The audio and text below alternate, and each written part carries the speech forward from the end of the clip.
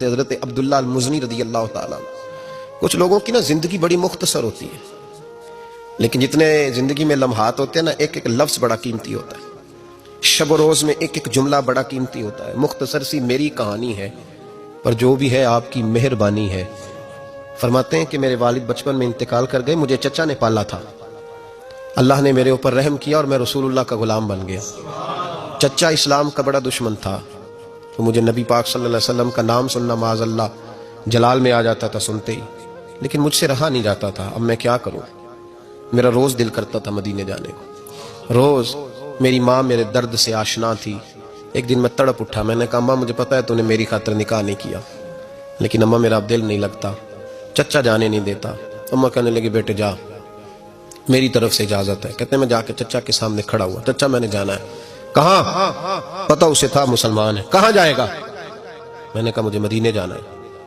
کہتے ہیں وہ تو آگ بگولا ہو گیا. کہنے لگا تیرے پاس جو کچھ ہے سارا میرا دیا ہوا ہے. تو میں نے کہا چچا رکھ لے. کہا جیبوں میں جو ہے وہ بھی نکال دے. کہتے میں نے رکھ دیا. پھر جلال میں کہنے لگا یہ جو تو نے کپڑے پہنے یہ بھی میرے ہیں.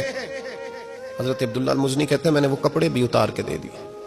میرا وجود ننگا ہو گیا. تینوں لب دیں آپ گواچے، سانو اپنی خبر نہ کوئی، ساتھوں پارے ککھ گلیاں دے، ککھ گلیاں دے. سانو آخ دے لوگ شدائی، کیونکہ اسی ننگ نموس دا ساڑ کے چولا، گل پہنے تاج گدائی، آزم اپنا آپ گوایا ہے تا یار نے چاہتی پائی. فرمانے لگے میں اماں کے پاس گیا اور جا کے کہا اماں پہلے بھی تو میں ایک دن ننگا پیدا ہوا تھا، تو نے کپڑے دیے، پھر ننگا ہو گیا ہوں، کپڑے دے. کہتے اماں نے 2 عورتوں والے لباس دیے، وہ پہن کے میں مدینے پہنچا. میں بڑی غربتوں میں آیا تھا، میں دیہاتی تھا، مجھے کچھ کرنا نہیں آتا تھا، پر مجھے یوں لگتا تھا کہ مدینے میں سب سے زیادہ عزت میری ہے، سب سے زیادہ. اللہ کے حبیب نے منع فرمایا کوئی اونچا اللہ اللہ نہ کرے. جب کوئی نماز پڑھ رہا ہو، سو رہا ہو، تو اس کے سامنے اونچا ذکر نہ کرو. کہتے میں ایک دن اونچا اونچا ذکر کر رہا تھا، اونچا اونچا میں ذکر کر رہا تھا، کیونکہ عشق لگا سی کھیڈاں کھیڈ دی نوں، تے مینوں کھیڈاں بھول گئیاں. میں کجل پایا سی یار دے ویکھنے نوں، پھر او دی یاد وچ روندے آئی ڈل گئیاں. حیدر شاہ اس گلی کدے نہ رول دی، پر ہن تے رول گئیاں. کہتے میں اونچا ذکر کر رہا تھا تو حضرت عمر فاروق رضی اللہ تعالیٰ نے ڈانٹ دیا. فرمایا تجھے نہیں پتا حضور نے منع کیا؟ تو عمر نے ڈانٹا تو میں چھپ کے بیٹھ گیا کونے میں. حضور آئے نا نماز پڑھانے، تو محبوب نے پتہ کیا وہ عبداللہ کدھر ہے.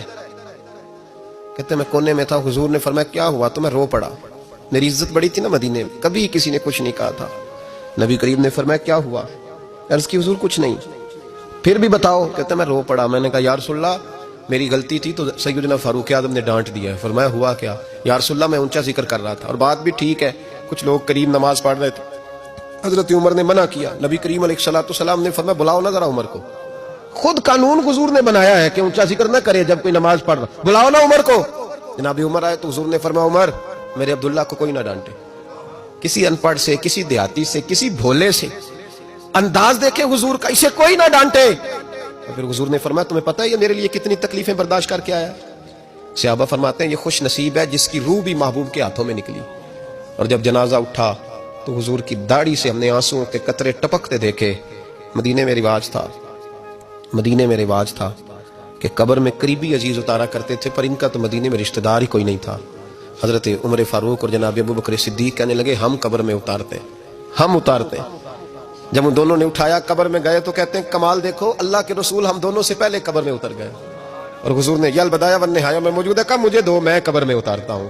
کہتے ہیں حضور نے تنے تنہا پکڑا، تنے تنہا قبر میں اتارا. پسے مردن فرشتوں نے جو تلاشی لی تو کیا نکلا؟ فقط ایک دل کے گوشے سے خیال مصطفیٰ نکلا. نبی کریم علیہ السلام نے قبر میں رکھا اور ساتھ فرمایا اے اللہ میں آج شام تک اس سے راضی تھا، تو بھی اپنے کرم سے اس سے راضی ہو جا.